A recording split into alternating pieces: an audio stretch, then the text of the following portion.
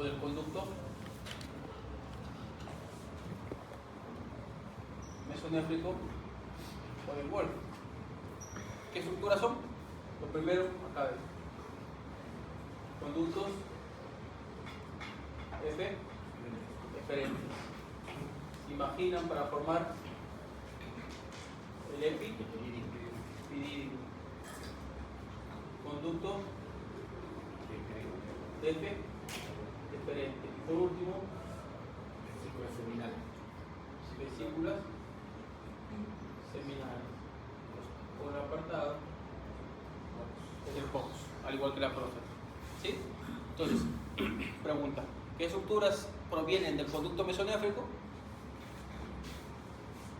Eferente, epidídico, conducto deferente, vesícula seminal. ¿Sí? Vesícula seminal.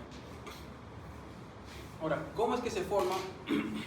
¿Cómo es que se forma o se empieza a diferenciarse fenotípicamente los órganos externos del varoncito? Entonces, miren, acá llegan a la uretra prostática, ¿cierto? Esta es la forma de la próstata. También por el POX influenciado. Y de acá para acá es el conducto eyaculador. ¿Sí? Eyaculador. Entonces, ¿cómo es que se van a formar los genitales externos? En el tercer mes aproximadamente, 11ª, 12ª semana, empiezan a migrar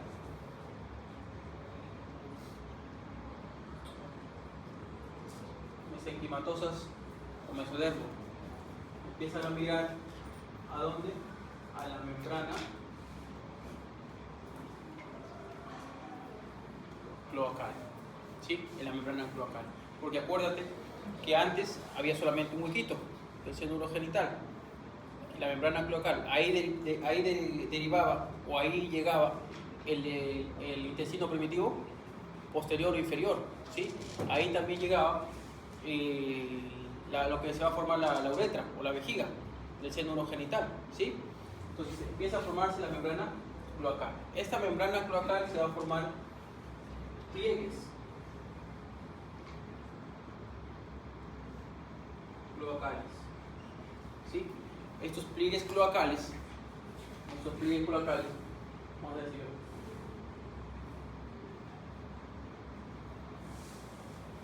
pliegues cloacales, que en la parte superior se van a unir, en la parte superior o la parte craneal, o sea hacia arriba, se van a unir para formar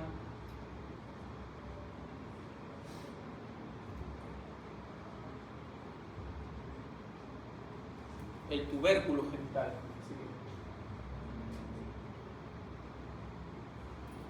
El tubérculo genital. Y en la parte inferior o caudal, van a formar pliegues, un pliegue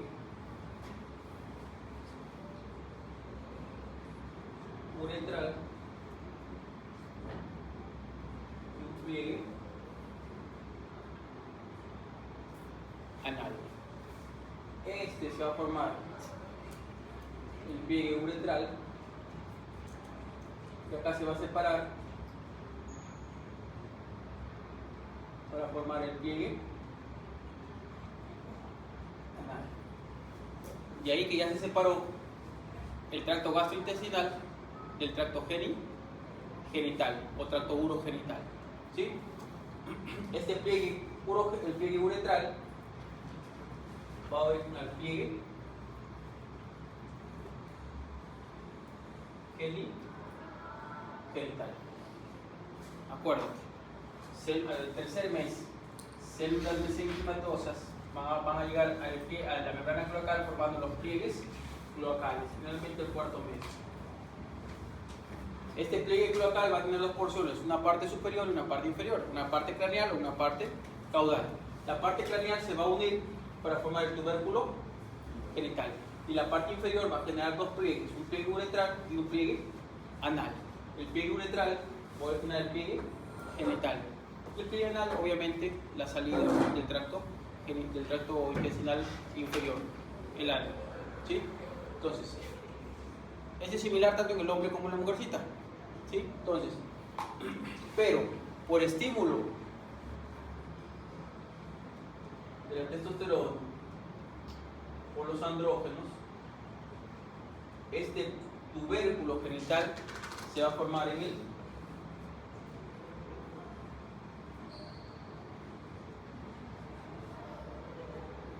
peneo falo. ¿Sí? Peneo falo. Ese tubérculo anal, ese tubérculo genital se va a formar una placa genital y un pliegue así. Si tú lo cortas acá así y lo muestro así, va a ser que en su parte inferior o su parte basal no se va a unir, va a estar así, ¿ven? ¿Sí? Va a estar así al tercer mes. Y al cuarto mes ya se va a cerrar, formando la uretra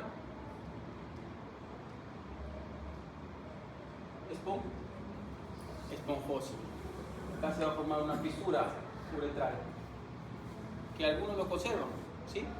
Si tú te evalúas bien, a veces hay un rafe uretral ahí, que se queda. Inclusive, después cuando te explique, estos pliegues genitales van a dar por los andrógenos al escroto. Estos pliegues uretrales van a dar origen a los pliegues genitales y van a dar origen al escroto. Y si tú has visto tu escroto, yo sé que lo has visto, en la zona medial hay como una unión, un rafe.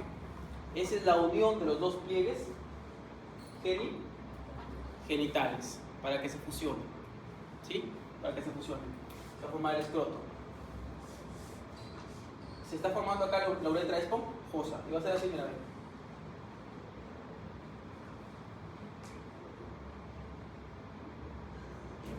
Ahí está. La parte proximal o tu base de tu pene, por la uretra esponjosa, es de origen endodermo.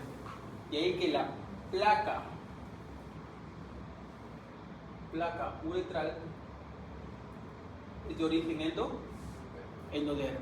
Pero mira, esta invaginación de la parte distal es de origen ectodermo, que va a formar el meato uretral externo. De ahí tu uretra tiene dos orígenes, una parte la esponjosa, es decir, una parte proximal derivada del endodermo y una parte distal, que es el meato uretral externo del ectodermo. Y en la semana 12 se va a formar una invaginación acá, ¿ven? Se va a crecer. ¿Qué va a formar? ¿Qué vuelve a tu glande?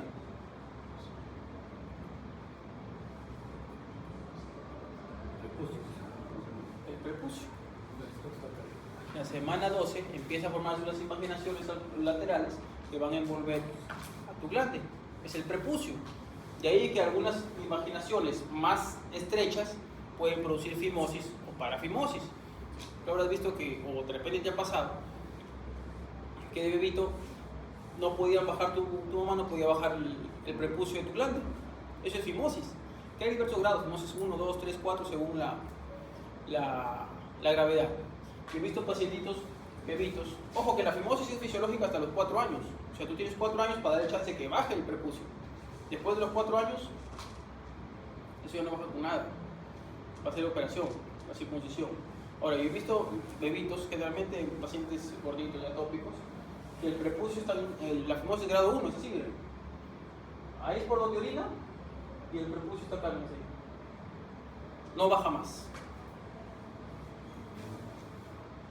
Entonces, como el prepucio está ahí, no baja más, el bebito a los 5, 6, 7 años, cuando orinas, un poquito y la pichi se queda dentro y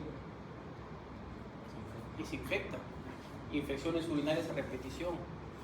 Generalmente a partir de los 5 años, ya por 4 años, ya lo dejamos hasta que se pueda tal vez bajar un poquito el prepucio. ¿Por qué pasa eso? ¿Qué efecto de...? Porque el pliegue lateral que se está formando es muy estrecho, muy corto a la semana 12.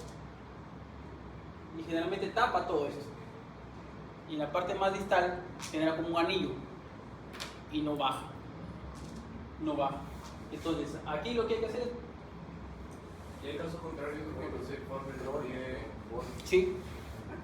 Sí, para nada. Para nada. Es más, mira, ve, en este cierre de acá, en este cierre, a veces no se cierra esto. No se cierra la fusión del pene en su parte inferior o basal. Entonces se llama hipospadia o epispadia. Y tú lo ves así.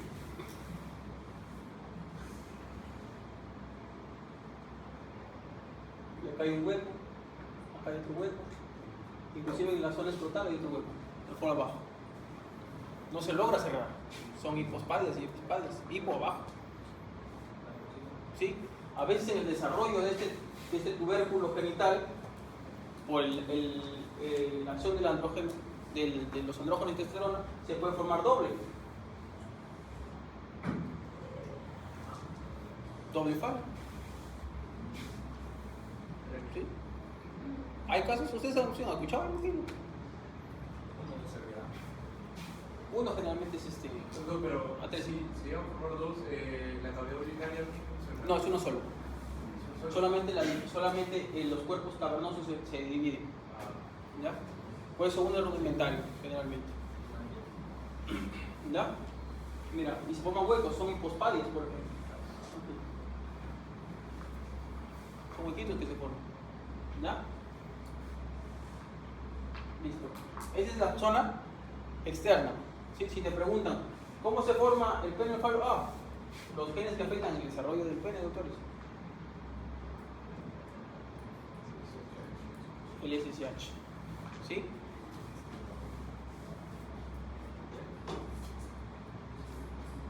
Factor de crecimiento. COX.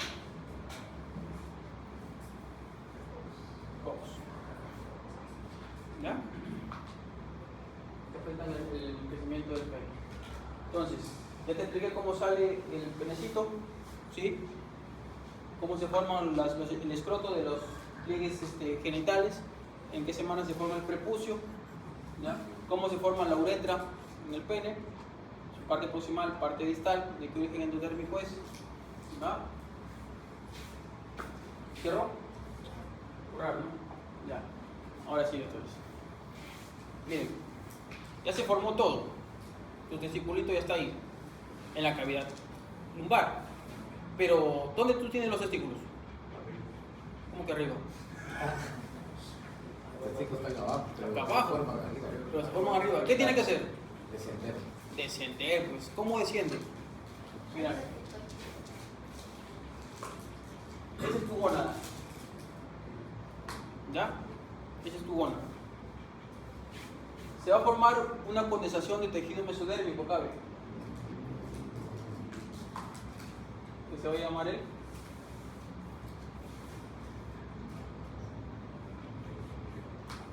Gobernáculo. Eso va a ser como la dirección, el director de orquesta. Va a bajar. ¿Sí? Y nosotros en la formación de la pared pélvico-abdominal, vamos a tener la formación de un anillo, que va a ser el anillo inguinal. Es decir,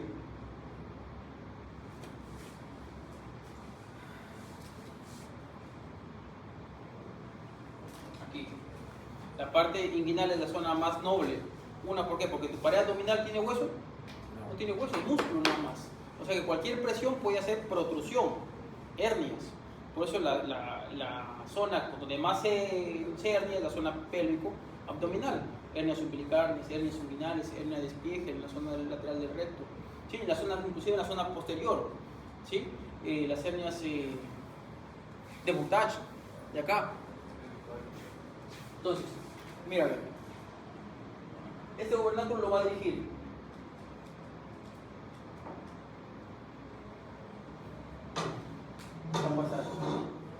aquí lo está esperando el escroto. ¿Ya? Entonces, este testículo tiene que bajar. Generalmente desciende aproximadamente la semana 12. Empieza a descender. En la semana 12 de gestación. Por un factor que es un factor importante similar a la insulina. Tipo 3. ¿Sí? Y obviamente por los andrógenos en formación. Empieza a descender en la semana 12. Va a pasar por acá. ¿Sí? Es más, el del gobernáculo lo sigue un proceso.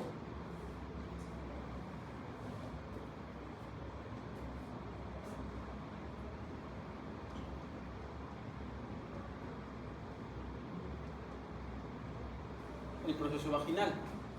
Este proceso, que es una imaginación,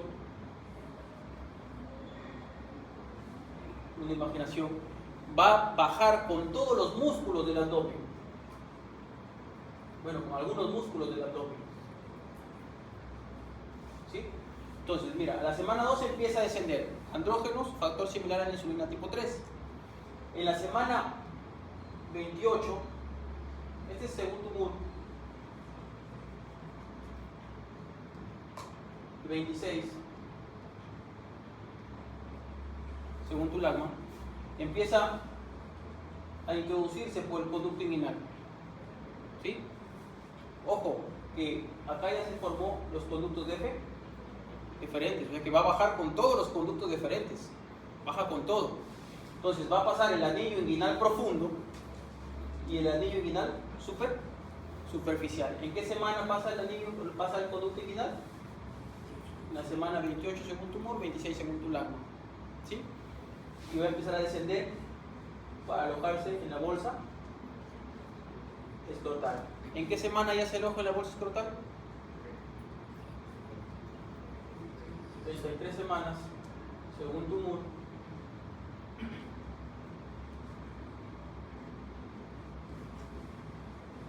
32 semanas según tu lagma. ¿Ya? Pero en esa etapa está. Ya se aloja acá. ¿Ya? Ojo que ya se formó la túnica albunquinia. Ahora, ¿cómo se forma el componente que rodea al escroto, al testículo?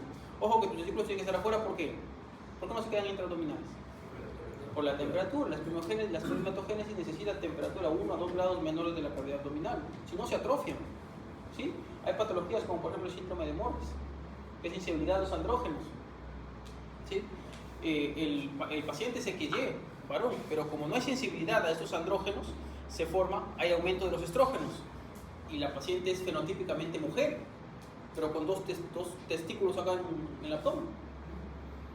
Y cuando los testículos están desde inicio, se atrofian, es riesgo de gonadoblastoma, cáncer testicular. La paciente tiene pinta de mujer, pero con 2 bolas acá. Encima te vas y dices, le duele acá, tienes cáncer testicular. ¿Sí? Son casos raros, pero hay. ¿Ya? Entonces, mira, como arrastra todos los músculos abdominales, va a ir así, mira, ese es tu testiculito. Obviamente acá está la capa albunquinia primero, ¿cierto? La albunquinia, ¿sí? El proceso vaginal se adhiere acá, el proceso vaginal, y la parte de arriba desaparece. Entonces va a formarse la capa vaginal, ¿sí? La capa vaginal. En el músculo del abdomen nosotros tenemos acá adelante son los rectos del abdomen, ¿sí? Tenemos el transverso del abdomen, tenemos el oblicuo externo, el oblicuo interno y la fascia transversalis, ¿sí? Todo eso desciende con el proceso vaginal. Entonces, mira, como baja con todo con el proceso vaginal, va a ir así. Primero la fascia,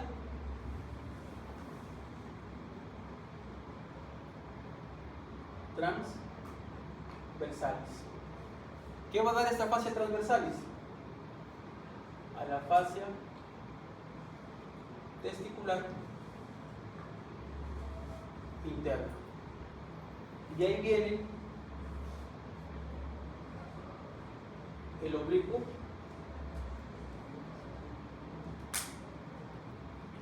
interno, músculo del oblicuo interno. ¿Qué va a dar origen acá?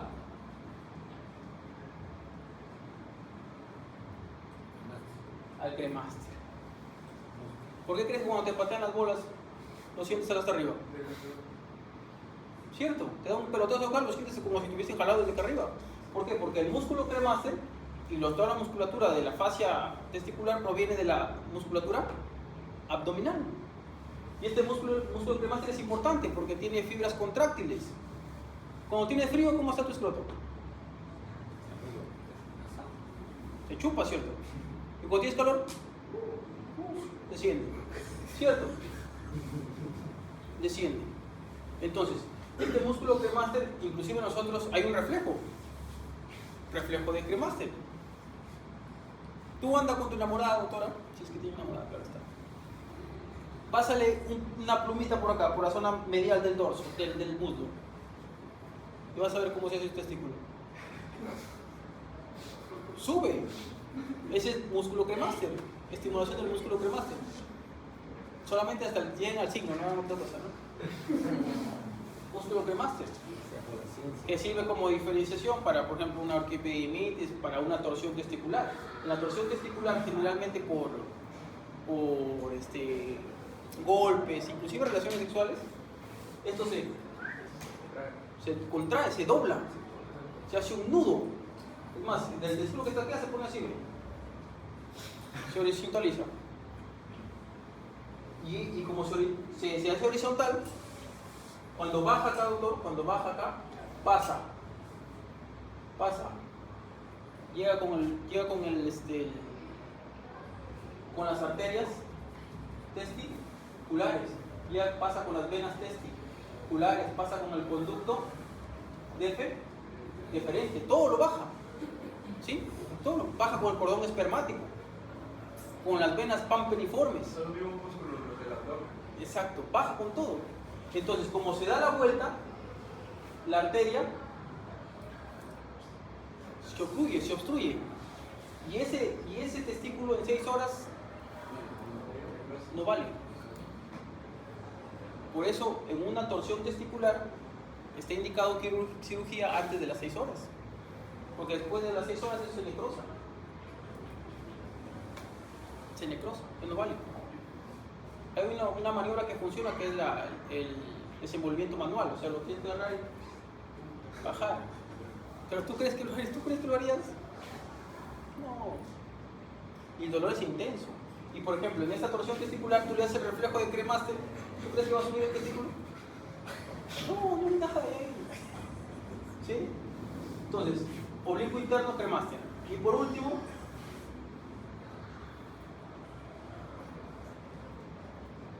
oblicuo externo. Queda la fascia testicular externa. De lo que tienes que aprender ahí, el cremaster. ¿Sí? El cremaster. Entonces, ya empezó a descender. Es más, en algunas estructuras, en algunos bebitos esto no desciende. ¿Cómo se llama cuando no desciende? Criptorquidia.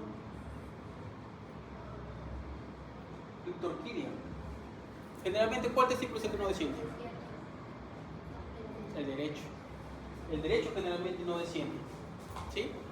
Y casi un 12% son bilaterales.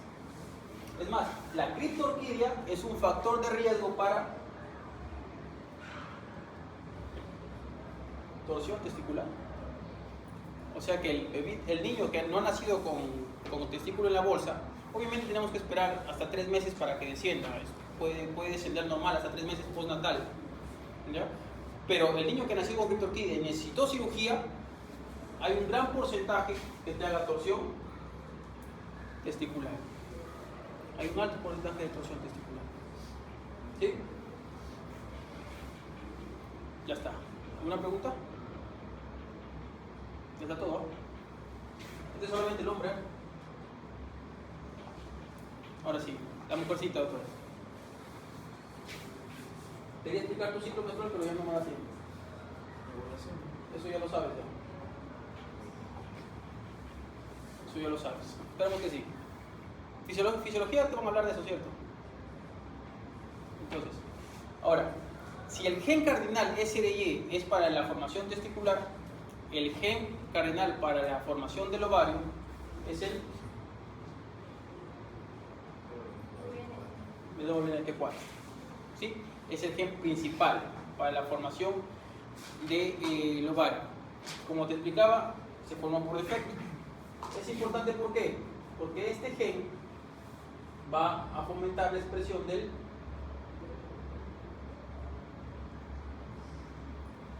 DAX1. ¿Qué va a hacer este DAX1? Inhibir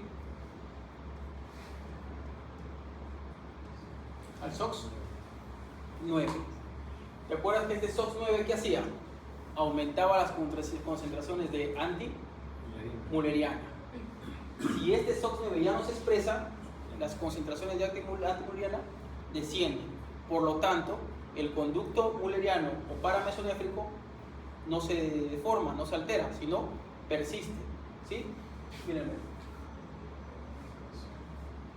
Te dije que acá está formando nuevamente las gónadas. ¿Cierto? Dije que había un conducto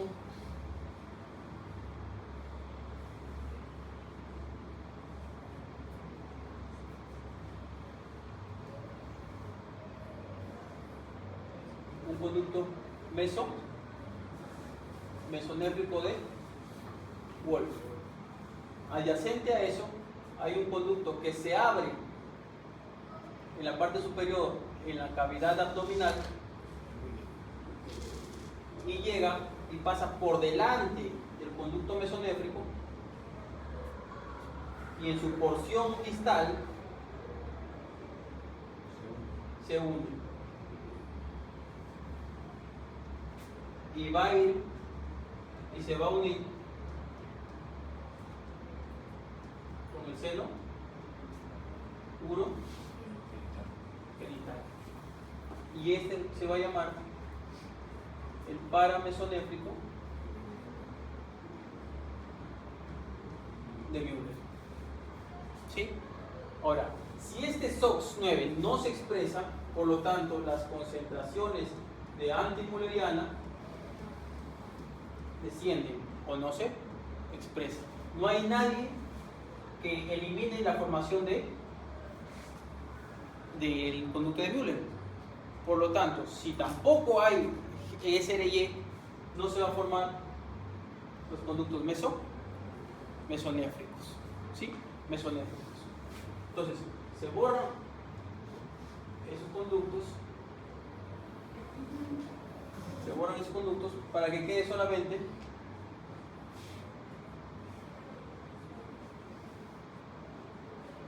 los conductos de Müller.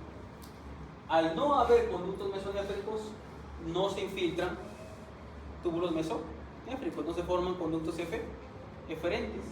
Al expresarse el WNT4, los cordones que quedan o que se expresan son los cordones corticales, porque los cordones medulares se desaparecen porque no hay el SRY. Esos cordones corticales empiezan a formar cúmulos de células indiferenciadas. Así es.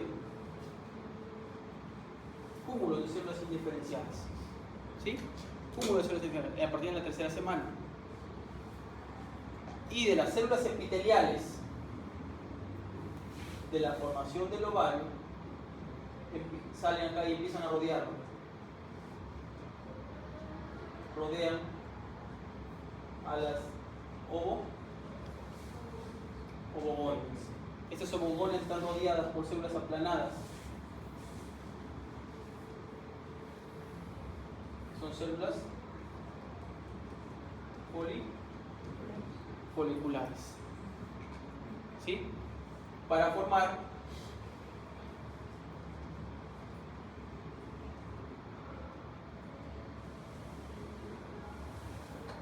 folículo primitivo ovárico. ¿En qué semana? En la semana 16. En la semana 16 ya podemos ver folículos primitivos ováricos que se forman de las células epiteliales foliculares, que son células planas, que van a rodear al óvulo góneo, ¿sí? El desarrollo estructural del ovario, todo ese desarrollo estructural del ovario, ya lo vemos en la semana 12. Empieza a formarse en la semana 12. Pero histológicamente, no quiero que confundan, pero histológicamente ya se puede apreciar desde la semana 10. ¿Sí?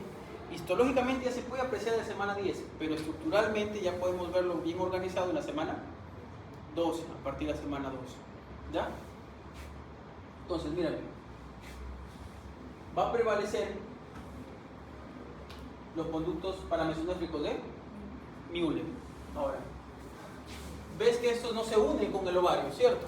No hay unión, a diferencia de los conductos mesonéfricos con el testículo. En su transformación de los conductos de Müller van a quedar así, mirad. Yo sé que de repente te acuerdas de la estructura.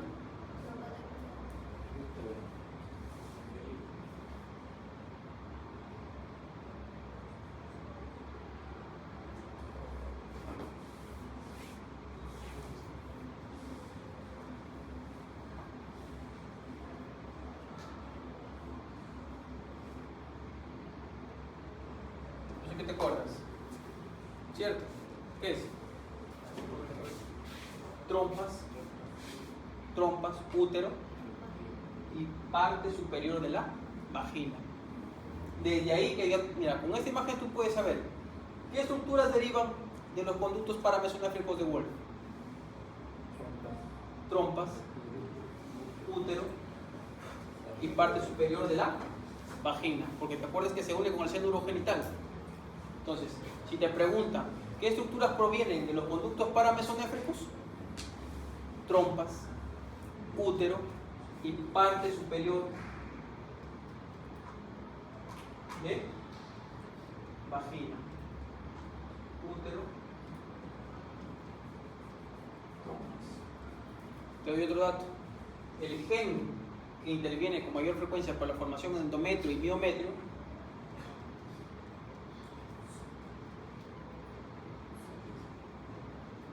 OXA10. ¿Sí? OXA10. ¿Ya está? Los conductos paramesonéfricos. Ahora, ¿hay remanentes de los conductos mesonéfricos? Sí. Así como había remanentes del conducto paramesonéfrico en el varón, en la mujer también hay. Cuando se eliminan los conductos mesonéfricos, quedan estragos. ¿Cuáles son? Aquí quedan. Son el epióforo y el paraóforo. Son estragos de los conductos paramesonéfricos. ¿Sí? Estragos de los conductos paramesonéfricos. Y algunos estragos del mismo conducto de Müller en la parte superior, que son las hiátides de Moldavia, que son estragos de la parte superior de los conductos paramesonéfricos, que también quedan en la mujer. ¿Sí? Entonces, de los conductos paramesonéfricos derivan las trompas, el útero y la parte inferior de la parte superior de la vagina. ¿Sí? Entonces, mira a ver. La parte superior de la vagina tiene el cérvix, el cuello del útero, y estas protrusiones laterales que son los fornix. ¿De dónde derivan los fornix? También de los conductos paramesonéfricos. Al entrar en contacto con el seno urogenital, se va a formar una placa que se va a llamar la placa vaginal, que va a formar pliegues acá, que van a tener el mismo nombre: pliegues o bulbos vaginales. ¿Sí? vaginales. De un inicio van a estar selladitos, ¿sí? Y después se va a recanalizar, porque tu vaginita es hueca. ¿En qué mes se recanaliza la vagina? ¿En la semana? ¿En el mes? Perdón, mes quinto. En el quinto mes ya hay recanalización de la vagina, ¿sí? Entonces, hasta acá es el órgano interno. De aquí viene el órgano externo, ¿sí? Órgano externo. ¿Cierro? ¡No! Doctor, pero la formación de ovarios también viene de los folículos. No. Los ovarios se formaban por la infiltración de las células epiteliales formando los túbulos primitivos. Después se condensan, se forman las ovogonias. Y de ahí empiezan a formarse los folículos primitivos. Están dentro del ovario, que es una gónada primitiva. Pero no se adhieren en ningún momento a los conductos paramesonéfricos. Porque el ovario no está unido a la trompa. Está separado. ¿Sí? Va así, mira, a ver.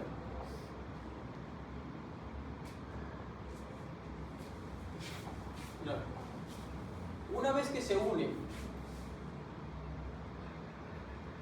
ahí, que se está uniendo,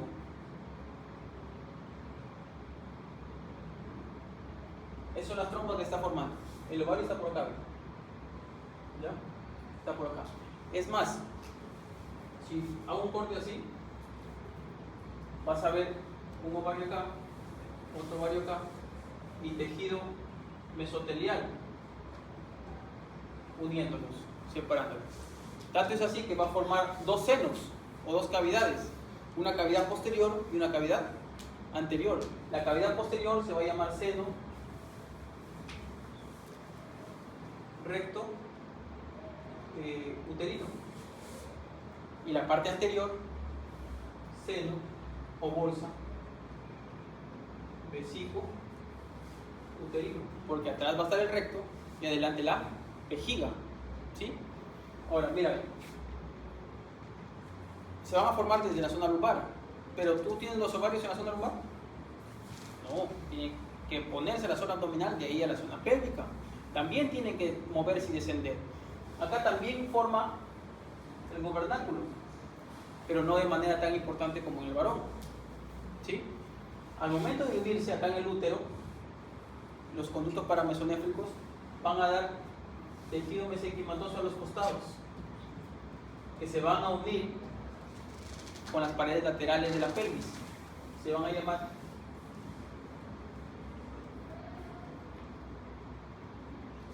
ligamentos anchos del útero, ¿sí? Ligamentos anchos del útero. El ovario va a empezar a moverse de la zona lumbar a la zona abdominal, de ahí a la zona pélvica, para quedar finalmente, así ve, unido por un ligamento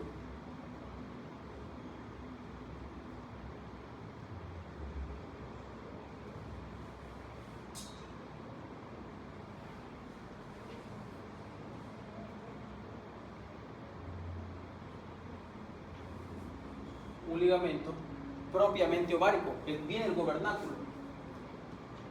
El gobernáculo va a dar un ligamento propiamente ovárico, ligamento suspensorio del ovario, y otro ligamento que es el ligamento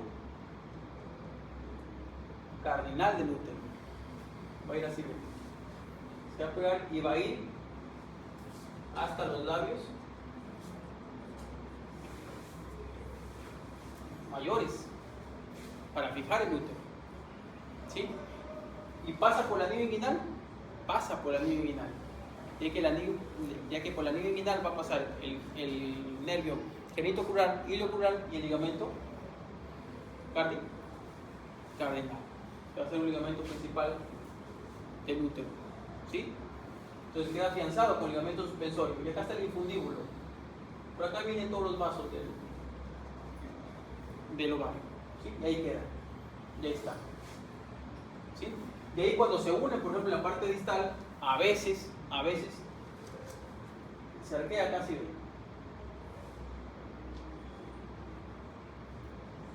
Esto se llama útero arqueado. Arqueado. Pero a veces hay dos úteros con dos vaginas.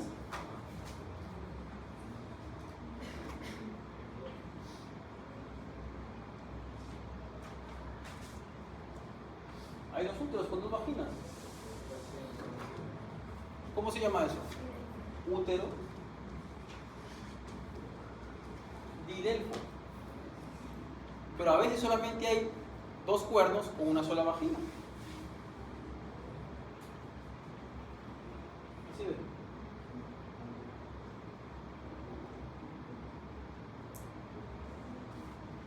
Pero un solo conducto urinario. Un solo conducto, no confundes conducto urinario y conducto vaginal, ¿no? Son distintos. Las mujercitas orinan por uno y menstruan por otro. Sí, claro, No, la vagina, es decir, vagina nada más. Vagina nada más. ¿Y este es útero? Bicornio. Mira, solamente por la unión. Tienes útero arqueado, tienes útero didelfo y tienes útero bicornio. ¿Sí? Ahora, la expresión externa, ¿cuál es?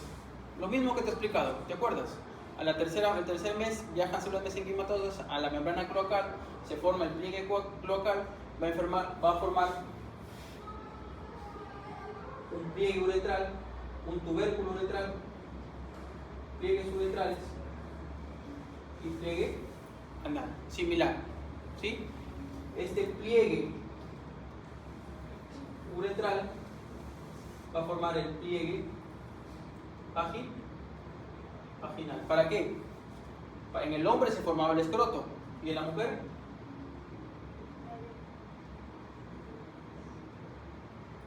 labios mayores. De ahí que el homólogo del escroto en la mujer son los labios mayores, solo que estos no se van a cerrar, pues. ¿Sí? Van a estar abiertos para formar el vestíbulo de la mujercita. Y el pliegue uretral origen a los labios menores. ¿Sí? Y este que se va a formar es el tubérculo genital. ¿Qué va a dar origen? En el hombre daba el pene, en la mujer el clítoris.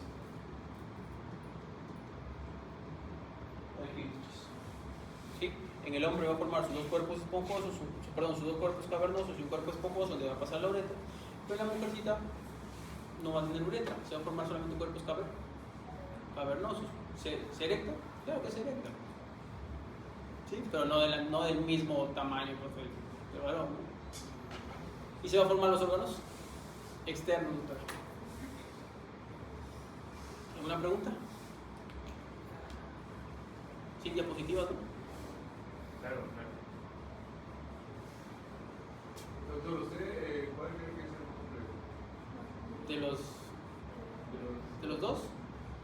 Más por los genes el varoncito, porque la mujer se forma por defecto, como te digo. Si no hay X y Y, se sigue formando igualito. ¿Sí? Es más, nosotros estamos destinados a formarnos como mujercitas si es que el hombre no pone el gen Y. ¿Ya? Entonces, antes que me olvidara, la testosterona, que es importante en la formación de las células de Leydig en la semana 8, ¿sí? ¿Te acuerdas? ¿Sí? Entonces, va a ir a su órgano diana la testosterona, así como los estrógenos. Los estrógenos van a hacer que todo esto se forme. En cambio, la testosterona va a hacer que todo lo demás, la testosterona va a tener dos formas de ir a su órgano diana. Va a llegar como testosterona o va a ser afectada por la 5-alfa reductasa para formar dihidrotestosterona. ¿Sí? La testosterona va a favorecer la formación de los conductos mesonéfricos. Por lo tanto, va a formar conductos eferentes, epidídimo, conducto deferente, vesículas seminales. Y la dihidrotestosterona va a formar todos los genitales externos del varón: penecito, escroto, glándula, ¿sí? Genitales externos. Terminamos los dos. ¿Cierro? Y por último, ya, para terminar, porque yo no creo que... Yo no quiero tener deudas. Y eso va a ser rapidito. Glándulas suprarrenales, doctor. Las glándulas suprarrenales son estructuras que están por encima del riñón, obviamente, ¿no? Entonces, las glándulas suprarrenales tienen dos porciones, una corteza y una médula, pero embriológicamente derivan diferente, ¿sí? La corteza, que va a tener tres estructuras, una zona fascicular, una zona glomerular y una zona reticular. ¿De dónde va a derivar? Son células exodérmicas. ¿Y la médula? Son células de la cresta neural. Son formaciones adyacentes de un ganglio simpático provenientes de la cresta neural. ¿Sí? En un inicio, en la semana 6 aproximadamente, empiezan a intervenir genes como el factor esteroidogénico tipo 1 y el DAX1 para la formación de la corteza suprarrenal. Empieza a formarse primero la corteza lineal. Ahí. ¿Y cómo se forma la médula? En su zona medial, acá. Esta es la corteza y esta es la médula. Conforme va creciendo, se va adheriendo ahí.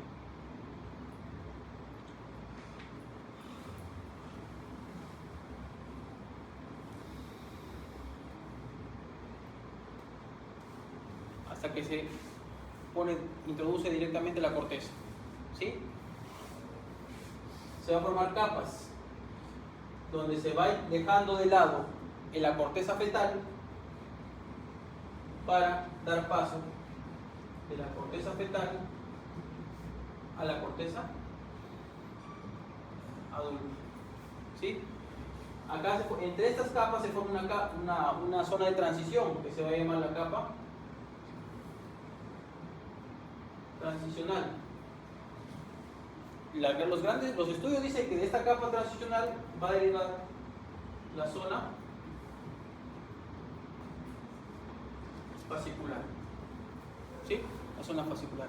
En la etapa fetal, el peso es de 10 a 20 veces el peso del adulto. ¿Sí? En el primer año pierden 1/3 de su peso y después ya tiene su propio peso normal en el feto, perdón, en el neonato. ¿Ya? ¿Cuáles son las capas, cuáles son las zonas que están presentes durante el parto? Fascicular y glomerular, zonas al nacimiento. Pero la zona reticular aparece 3 años después, en formación estructural ya. ¿Sí? Está ahí, pero lo vemos 3 años después con su forma estructural completa. ¿Ya? La zona fascicular, por ustedes, es rapidito embriológicamente, pero fisiológicamente es un montón, porque la zona fascicular se encarga de una función de creación de corticoides, corticogénica es, formación de cortisol. ¿Sí? ¿Influye la adrenocorticotropina? Claro. Ahí de todo tu flujo, tu sistema porte hipotalámico. ¿Ya? ¿Tu zona glomerular es importante? Es importante también, ¿por qué? Porque produce mineralocorticoides, particularmente la aldosterona en tu flujo de agua, en el riñón. ¿Y la zona reticular? Esteroidogénico, andrógenos, estrógenos. ¿Y tu zona medular? A través de las células cromafines, que son derivados de la cresta neural. ¿Qué van a hacer? Crear catecolaminas, adrenalina, Adrenalina. Te digo, embriológicamente repito, fisiológicamente sí me voy a demorar en explicarte un montón. En la zona mineralocorticoides y en la aldosterona me voy a demorar toda la clase explicando todo el flujo del riñoncito. Pero básicamente es eso.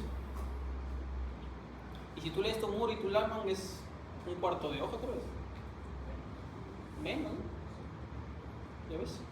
Todo eso te resumió ahí. ¿Y las semanas, doctor? ¿Cuál? ¿En el informe? Semana 6. Sexta. Las dos, Claro. porque la doctora nos explicó que la quinta semana se formaban las dos, pero una semana diferente, por ejemplo, la corteza con la médula. La corteza en la sexta y la médula en la séptima. La corteza en la sexta, pero puede ser, inician su formación a partir de la sexta. Pero la fusión completa de la médula con la corteza es al inicio de la séptima. Por eso, seguro por eso lo dicen. Primero la corteza, ¿no? Primero la corteza, Luego la médula. luego la médula. Hasta que lo adhiera. Y sirve también, acuérdense, sirve como punto de fijación para los riñones. Una vez que se formó la corteza, el riñón va creciendo y ¡plum! Se fija. Y ahí no se mueve más el riñón. Es en la semana 9. Y la semana 9, una vez que entre en contacto el riñoncito con la glándula suprarrenal, ya no se mueve más el riñón. Su posición final.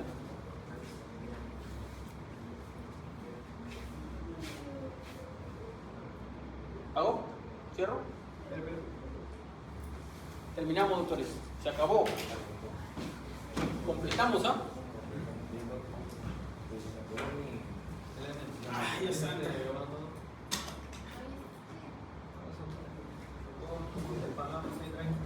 Paren, paren.